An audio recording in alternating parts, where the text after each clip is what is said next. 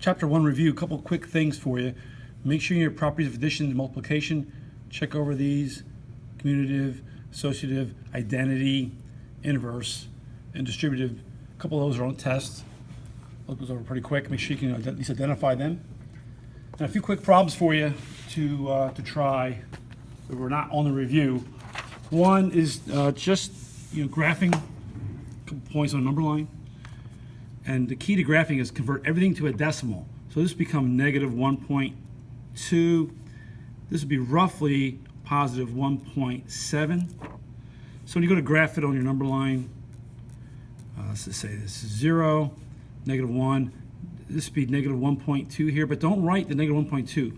Write the original number. So this would be negative 5/4.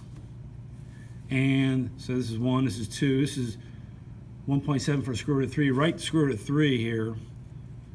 Make sure you write the original numbers, not their decimal conversions, okay? A model problem you might see as well.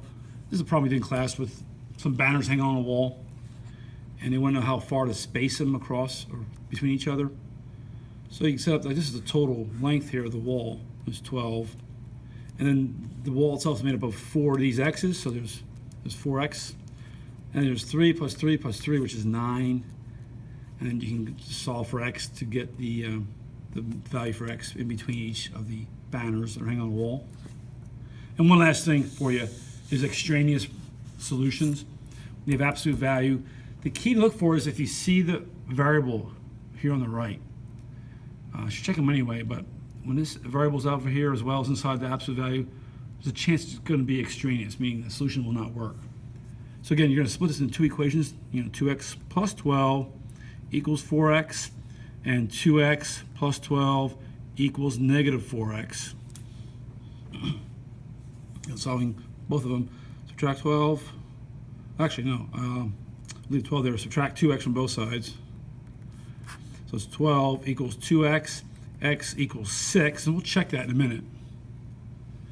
The other equation, the negative 4x, we'll subtract 2x from both sides.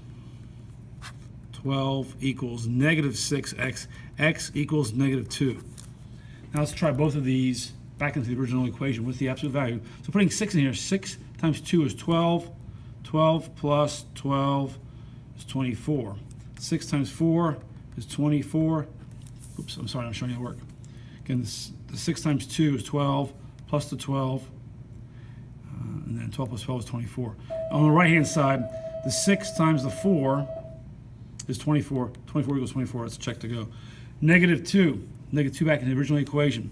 Negative 2 times 2 is negative 4, plus 12. And then 4 times negative 2 is negative 8. This becomes a positive 8. This is still a negative 8. Well, 8 does not equal negative 8. That solution does not apply, so that is no good. So there's only one solution, x is 6. All right, good luck. We'll see you tomorrow.